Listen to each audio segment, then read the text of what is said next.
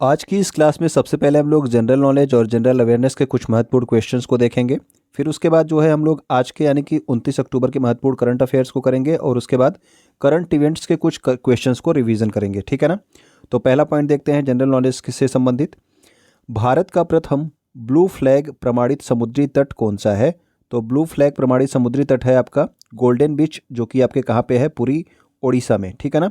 तो वर्तमान में भारत में कुल 12 जो आपके बीच हैं यानी कि समुद्री तट है, ये आपके ब्लू फ्लैग प्रमाणित है। ठीक है ना। भारत का सबसे छोटा केंद्र शासित प्रदेश कौन सा है? तो सबसे छोटा जो केंद्र शासित प्रदेश है वो आपका लक्षद्वीप है, जिसकी राजधानी कौन है? तो राजधानी है कवरत्ती। ठीक। किस वर्ष लक्षद्वीप, मिनिकॉय और अमीनी दीवी, ये सब जो है आपके किसको संयुक्त रूप से लक्षद्वीप ही कहा जाता है इन्हें। पहले ये अलग अलग थे। इनका नाम जो है लक्षद्वीप कब रखा गया? तो 1973 में इनका नाम मिला करके क्या रख दिया गया? एक ही नाम रख दिया गया, लक्षद्वीप। ठीक है।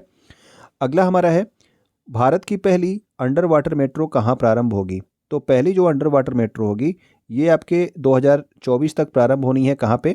तो ये आपके कोलकाता में प्रारंभ होनी है। ठीक है। मिस्र देश की राजधानी अगर आपसे पूछ ली जाए क्या है, तो वो है आपकी काहिरा, जो कि मिस्र देश की राजधानी है। और मिस्र जो है देश, ये किस महाद्वीप में पड़ता है? अगर आपको पता हो तो आप कमेंट जरूर करिएगा। ओके। मॉन्ट्रियल प्रोटोकॉल 1987 में हुआ था और यह किसके संरक्षण के लिए किया गया था? तो जो मॉन्ट्रियल प्रोटोकॉल है ये आपके मॉन्ट्रियल शहर कनाडा में किया गया था और ओजोन परत के संरक्षण के लिए ये प्रोटोकॉल किया गया था। ओके। UNFCCC का मुख्यालय कहाँ पर स्थित है? तो UNFCCC एक महत्वपूर्ण संस्था है। तो इसका मुख्यालय है आपके बॉन, जर्मनी में। स्थापना कब हुई थी? तो स्थापना हुई थी 1994 ईस्वी में। UNFCCC फुल फॉर्म क्या होता है इसका? तो United Nation Framework Convention to Climate Change. Exam में ये वाला फुल फॉर्म आपसे पूछा जाता है। रेलवे के भी एग्जाम में पूछा गया, UPSSC के एग्जाम में पूछा गया। ठीक है ना। पिछले कई सालों से मैं देख रहा हूँ ये आपका फुल फॉर्म जरूर आता है, तो याद रखेंगे इसे। UNFCCC के सदस्य देशों की प्रथम बैठक, जिसको जो है COP1 कहा जाता है, यानी कॉन्फ्रेंस ऑफ पार्टीज। COP का full form conference of parties है। ठीक है ना। ये कब आयोजित की गई? और ये जो आपका COP आयोजित किया जाता है, ये जलवायु परिवर्तन से संबंधित एक सम्मेलन है। ठीक है ना। तो पहला जो आपका COP1 हुआ था ये हुआ था 1995 में। और कहाँ पे हुआ था? बर्लिन, जर्मनी में। तो याद आपको ये रखना है कि जो आपका कोप की बैठक होती है यानी कि कॉन्फ्रेंस ऑफ पार्टीज की जो बैठक होती है वो UNFCCC के सदस्य देशों के द्वारा ही की जाती है। ठीक है ना। पेरिस समझौता आपसे हमेशा पूछा जाता है एग्जाम में, तो याद रखेंगे कि COP21 जो है ये इसी में जो है आपका पेरिस समझौता हुआ था। ठीक। और ये आपसे पूछा जाता है कि किस सन में हुआ था COP21? तो हुआ था ये 2015 में। और कहाँ पे हुआ था? तो पेरिस, फ्रांस में हुआ था। तो वहीं पे आपका पेरिस समझौता हुआ COP21 के दौरान। ठीक है ना।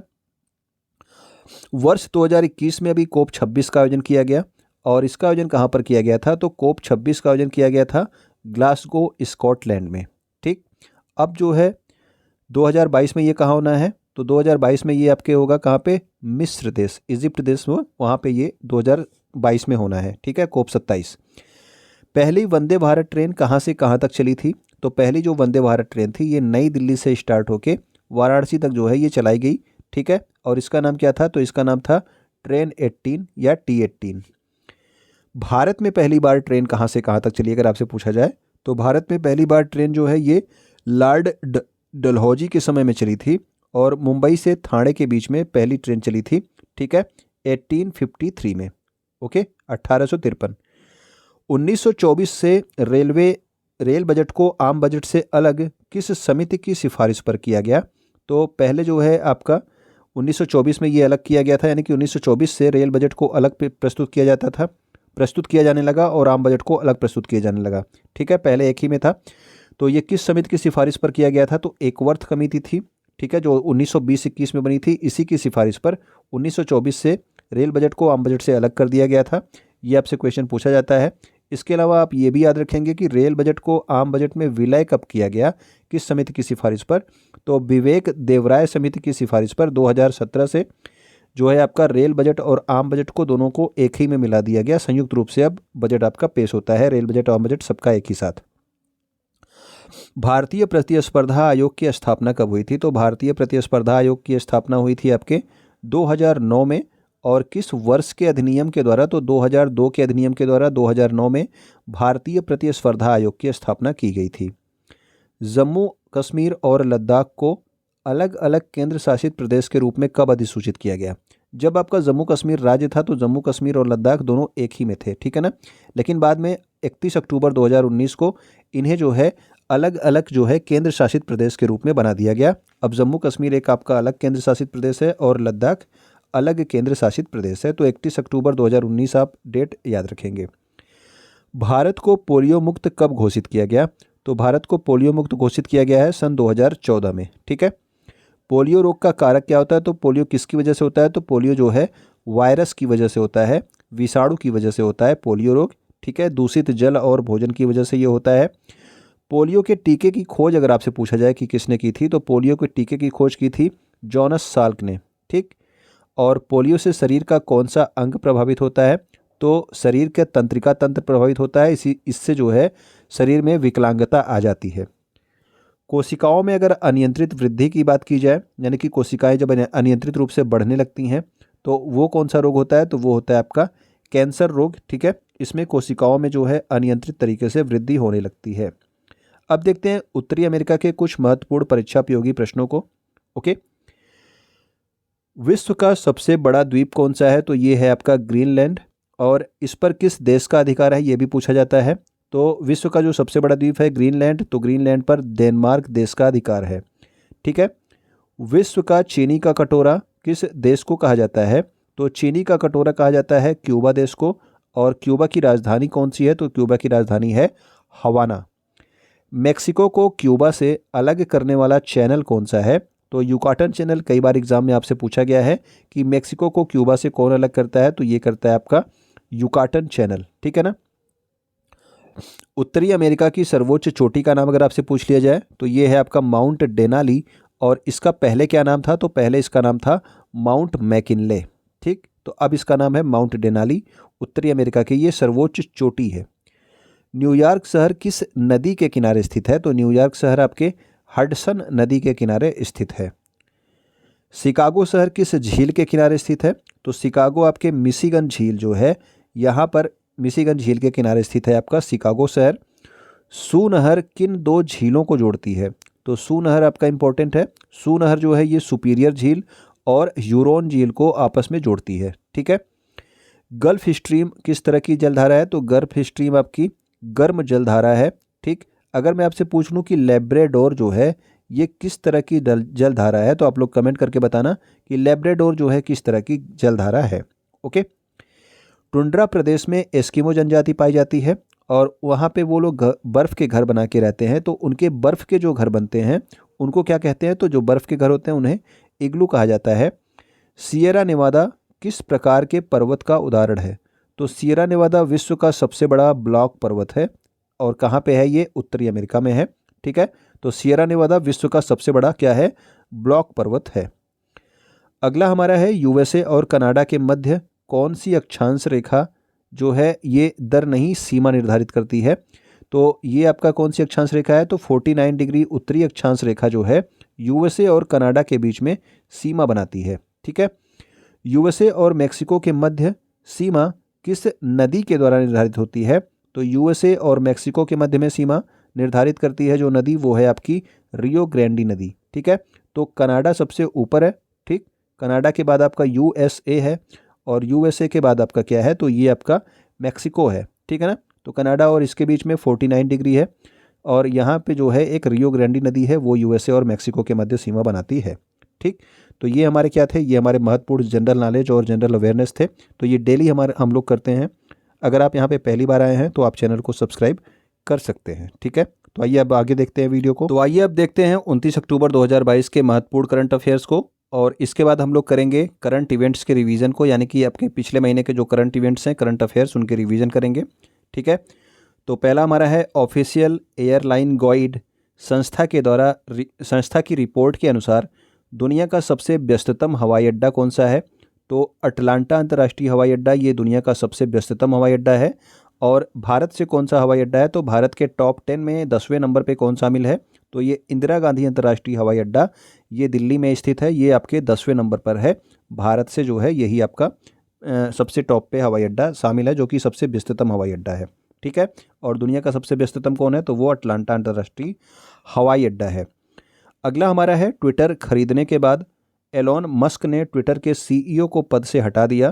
ट्विटर के सीईओ कौन थे, तो जो ट्विटर के सीईओ थे ये थे आपके पराग अग्रवाल, और अभी हाल ही में जो है ये आपकी डील पूरी हुई है एलोन मस्क की ट्विटर को खरीदने की, और इन्होंने ट्विटर खरीदते ही सबसे पहले जो है इसके सीईओ को हटा दिया है। ओके, संयुक्त राष्ट्र की वायु परिवहन समिति की अध्यक्ष के रूप में किस भारतीय को चुना गया, तो संयुक्त राष्ट्र की वायु परिवहन समिति है ये, और इसकी जो अध्यक्ष के रूप में चुना गया है वो चुना गया है शेफाली जुनेजा को। ये आपकी एक भारतीय जो है राजनयिक है। ओके, अमित शाह ने कब तक भारत के प्रत्येक राज्य में राष्ट्रीय जांच एजेंसी का कार्यालय स्थापित करने की घोषणा की है, तो अमित शाह ने जो है ये घोषणा की है कि भारत के प्रत्येक राज्य में एनआईए की जो है क्या होगा, एक कार्यालय जो है होगा। ठीक है, एनआईए का ऑफिस हर एक राज्य में स्थित होगा, और 2024 तक जो है इसकी घोषणा की है कि प्रत्येक राज्य में एनआईए अपना कार्यालय खोल लेगी। 6 से 18 नवंबर 2022 तक किस देश में संयुक्त राष्ट्र का 27वां जलवायु परिवर्तन सम्मेलन कोप 27 आयोजित किया जाएगा, तो नवंबर में ये आयोजित होगा आपका कोप 27। ठीक है ना, और ये आयोजित किया जाएगा मिस्र देश में, यानी कि इजिप्ट में। ठीक, स्वदेशी ड्रोन तकनीकी को बढ़ावा देने के लिए भारतीय नौसेना ने किसके साथ एक समझौते पर हस्ताक्षर किए हैं, तो ड्रोन फेडरेशन ऑफ इंडिया के साथ जो है एक समझौता किया गया है, भारतीय नौसेना ने किया है। ठीक है, ताकि स्वदेशी ड्रोन तकनीक को बढ़ावा दिया जा सके और स्वदेशी ड्रोन विकसित किए जा सके। 15 नवंबर से 2 दिसंबर 2022 तक ओली उत्तराखंड में किन दो देशों की सेनाओं के मध्य युद्ध अभ्यास नामक एक्सरसाइज आयोजन किया जाएगा, तो युद्ध अभ्यास जो एक्सरसाइज है इसका नाम ही युद्ध अभ्यास है, और ये भारत और यूएसए के मध्य होता है। आपको याद रखना है कि ये कहाँ पे आयोजित किया जाएगा, तो ये आयोजित किया जाएगा ओली उत्तराखंड में। ओके, नेक्स्ट हमारा है, चर्चा में रहा नेरल माथेरान टॉय ट्रेन किस राज्य में संचालित होती है, तो माथेरान जो है ये महाराष्ट्र में स्थित एक जो है आपका पर्यटक स्थल है। ठीक है ना, और नेरल माथेरान टॉय ट्रेन ये यूनेस्को में शामिल है, और ये किस राज्य में संचालित होती है, तो ये आपके महाराष्ट्र राज्य में संचालित होती है। हाल ही में केंद्र सरकार ने किसे भारतीय प्रतिस्पर्धा आयोग का कार्यवाहक अध्यक्ष नियुक्त किया है, तो भारतीय प्रतिस्पर्धा आयोग का कार्यवाहक अध्यक्ष नियुक्त किया गया है संगीता वर्मा को। भारतीय प्रतिस्पर्धा आयोग की स्थापना कब हुई थी, तो ये 2009 में हुई थी, और किस वर्ष के अधिनियम के द्वारा हुई थी ये आप लोग कमेंट करके बताना। ओके, हाल ही में international federation of film critics ने किसे सर्वकालीन सर्वश्रेष्ठ भारतीय फिल्म घोषित किया है, तो सर्वकालीन सर्वश्रेष्ठ भारतीय फिल्म घोषित किया गया पाथेर पांचाली को, जो कि 1955 में जो है बनी थी। ठीक है, और इसके निर्देशक कौन थे, तो ये थे आपके सत्यजीत राय। ठीक है, तो सत्यजीत राय जो है इसके निर्देशक थे। 1955 में ये फिल्म बनी थी पाथेर पांचाली, और इसे international federation of film critics ने सर्वकालीन सर्वश्रेष्ठ भारतीय फिल्म इसे घोषित किया है। हाल ही में किसने देश की सबसे बड़ी पुरुष प्रतियोगिता मिस्टर इंडिया 2022 का खिताब जीता, तो ये क्वेश्चन जो है आपका इतना इंपॉर्टेंट नहीं है, फिर भी आप याद रखेंगे, विनीत शर्मा। ओके, हाल ही में विश्व के सबसे गंदे आदमी आमो हाजी का निधन हो गया, ये किस देश के थे, तो विश्व के सबसे गंदे आदमी इसलिए क्योंकि इन्होंने कई वर्षों से नहाया नहीं था। ठीक है ना, और ये काफ़ी गंदे दिखते थे, तो इसी वजह से इन्हें जो है विश्व का सबसे गंदा आदमी का खिताब दिया गया ईरान की मीडिया के द्वारा, और इसीलिए ये किस देश के थे, तो ये आपके ईरान के थे, नाम था इनका आमो हाजी। ठीक है, तो आइए अब करते हैं करंट इवेंट्स का रिवीजन, यानी कि जो करंट अफेयर्स हमारे कुछ पिछले महीने के हैं उनका रिवीजन करते हैं। भारत गौरव योजना के तहत आईआरसीटीसी द्वारा प्रथम निजी ट्रेन कहां से कहां तक चलाई गई, तो पहली जो प्राइवेट ट्रेन थी भारत गौरव योजना के अंतर्गत वो कोयम्बटूर से शिरडी तक चलाई गई। ठीक है ना, जबकि भारत गौरव योजना के तहत आईआरसीटीसी द्वारा प्रथम टूरिस्ट ट्रेन, ठीक है, तो ये आपका टूरिस्ट ट्रेन है, ये अलग है आपका, और ये प्राइवेट ट्रेन अलग है। तो टूरिस्ट ट्रेन रामायण सर्किट जो है ये कहाँ से कहाँ तक चलाई गई, तो टूरिस्ट ट्रेन आपके नई दिल्ली से जनकपुरी नेपाल तक चलाई गई। ठीक है, तो नई दिल्ली से ये चल करके कहाँ तक गई, जनकपुरी नेपाल तक गई। ठीक, तो ये आपकी प्रथम टूरिस्ट ट्रेन थी। नेक्स्ट हमारा है अंतर्राष्ट्रीय बुकर पुरस्कार 2022 गीतांजलि श्री और डेजी रॉकवेल को मिला। तो गीतांजलि श्री को जो है मिला किसके लिए, रेत समाधि के लिए, और इसका जो है टॉम्ब ऑफ सैंड नाम से अनुवाद किया डेजी रॉकवेल ने, इसीलिए इन दोनों को जो है संयुक्त रूप से ये पुरस्कार प्रदान किया गया, अंतर्राष्ट्रीय बुकर पुरस्कार 2022। जबकि बुकर पुरस्कार 2022 किसे प्रदान किया गया, तो बुकर पुरस्कार, मैन बुकर पुरस्कार इसी को बोला जाता है, ये दिया गया आपके सेहान करुणा तिलका को, और इनके उपन्यास, किस उपन्यास के लिए दिया गया ये भी इंपॉर्टेंट है, the seven moons of Maali Almeida. ठीक है, तो the seven moons of Maali Almeida के लिए बुकर पुरस्कार दिया गया सेहान करुणा तिलका को। ये आपका अंतर्राष्ट्रीय बुकर पुरस्कार अलग है, बुकर पुरस्कार अलग है।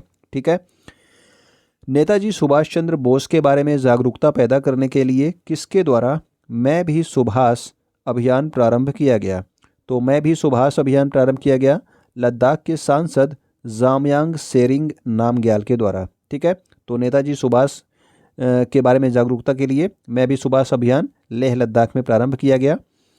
किस रोग के बारे में जागरूकता पैदा करने के लिए होप एक्सप्रेस प्रारंभ किया गया था, तो महाराष्ट्र में जो है होप एक्सप्रेस जो है प्रारंभ किया गया था कैंसर के बारे में जागरूकता पैदा करने के लिए। प्रधानमंत्री नरेंद्र मोदी ने नेताजी सुभाष चंद्र बोस की ग्रेनाइट से निर्मित 28 फीट ऊंची प्रतिमा का अनावरण कहाँ पर किया, तो ये आपको याद रखना है कि ये मूर्ति जो है किससे बनी थी, तो ये ग्रेनाइट से बनी हुई है। ऊंचाई कितनी है, तो 28 फीट इसकी ऊंचाई है, और इसे इंडिया गेट नई दिल्ली पे इसका अनावरण किया गया प्रधानमंत्री नरेंद्र मोदी के द्वारा। हाल ही में लक्षद्वीप के किन 2 समुद्री तटों को अंतर्राष्ट्रीय इको लेवल ब्लू फ्लैग प्राप्त हुआ है, तो ब्लू फ्लैग जो है प्राप्त हुआ किसे, मिनिकायथुंडी और कदमत समुद्री तट को प्राप्त हुआ है। ठीक है, जबकि आपसे अगर पूछा जाए कि सबसे पहला जो आपका ब्लू फ्लैग लेवल किसे प्रदान किया गया था, तो आप लोग कमेंट करके इसे बताइएगा। ओके, वर्तमान में भारत में कुल कितने ब्लू फ्लैग प्रमाणित समुद्री तट हैं, तो वर्तमान में कुल आपके 12 ब्लू फ्लैग प्रमाणित समुद्री तट हो गए हैं। ठीक है, भारत और अमेरिका के मध्य में एक युद्ध अभ्यास होता है जिसका नाम है वज्र प्रहार 2022, और 2022 में ये वज्र प्रहार युद्ध अभ्यास कहाँ पे हुआ, तो ये हुआ बकलोह हिमाचल प्रदेश में आयोजित किया गया था। ठीक है, तो वज्र प्रहार किसके किसके मध्य, भारत और अमेरिका के मध्य 2022 में कहाँ पे, तो हिमाचल प्रदेश में। सारेक्स 2022 समुद्री राहत और बचाव अभ्यास का आयोजन कहाँ पर किया गया, तो समुद्री राहत और बचाव अभ्यास का आयोजन किया गया चेन्नई तमिलनाडु में। ओके, नेक्स्ट हमारा नेपच्यून स्ट्राइक अभ्यास, और ये किसके मध्य हुआ, तो नाटो के जो सदस्य देश हैं उनके मध्य में हुआ था नेपच्यून स्ट्राइक युद्ध अभ्यास। वोस्ताक 2022 युद्ध अभ्यास किसके किसके मध्य हुआ, तो वोस्ताक 2022 चीन, रूस और भारत के मध्य संयुक्त रूप से ये किया गया। ठीक है, वोस्ताक 2022 युद्ध अभ्यास। अल नगाह युद्ध अभ्यास किसके किसके मध्य हुआ है, तो अल नगाह भारत और ओमान के मध्य में हुआ है। ठीक है ना, क्वाड देशों के मध्य युद्ध अभ्यास जो होता है उसको कहा जाता है मालाबार युद्ध अभ्यास, और 2022 में इसका आयोजन कहाँ पर किया जाएगा, तो 2022 में क्वाड युद्ध अभ्यास होगा आपके जापान में। ठीक है, और ये होगा किस महीने में, तो नवंबर महीने में। ठीक, भारत के second chief of defence staff किसे बनाया गया, तो ये बनाया गया है अनिल चौहान को। ठीक है, ये भारत के दूसरे चीफ ऑफ डिफेंस स्टाफ हैं। भारत के 50वें मुख्य न्यायाधीश के रूप में हाल ही में किसने शपथ ली, तो 50वें मुख्य न्यायाधीश भारत के कौन बने हैं, तो ये हैं आपके DY चंद्रचूड़। ठीक है, सुप्रीम कोर्ट के आपके 50वें मुख्य न्यायाधीश ये नियुक्त किए गए। वर्तमान में भारत के केंद्रीय सतर्कता आयुक्त यानी कि सेंट्रल विजिलेंस कमिश्नर के पद पर कौन नियुक्त हैं, तो ये हैं आपके सुरेश N पटेल। हाल ही में किसे लद्दाख के सर्वोच्च नागरिक सम्मान डिपाल RN जिम डस्टन पुरस्कार से सम्मानित किया गया, तो लद्दाख का जो सर्वोच्च नागरिक सम्मान है ये दिया गया दलाई लामा को। ठीक है, तो दलाई लामा को दिया गया लद्दाख का सर्वोच्च नागरिक सम्मान। 14,500 स्कूलों का उन्नयन और विकास करने के लिए शिक्षक दिवस पर कौन सी योजना प्रारंभ की गई, तो 14,500 स्कूलों का इसमें अपग्रेडेशन करना है, उनका डेवलपमेंट करना है। PM श्री योजना स्टार्ट की गई 5 सितंबर को। ठीक है ना, बढ़े चलो अभियान किस मंत्रालय से संबंधित है, तो लोगों में जो है देशभक्ति की भावना जो है बढ़ाने के लिए बढ़े चलो अभियान प्रारंभ किया गया था संस्कृति मंत्रालय के द्वारा। ठीक है, 15 अगस्त के आसपास। किसानों की आर्थिक स्थिति को मजबूत करने के लिए परवाज अभिनव मार्केट लिंकेज योजना किसके द्वारा शुरू की गई, तो ये आपके जम्मू कश्मीर में प्रारंभ की गई है परवाज अभिनव मार्केट लिंकेज योजना, किसानों की आर्थिक स्थिति को मजबूत करने के लिए।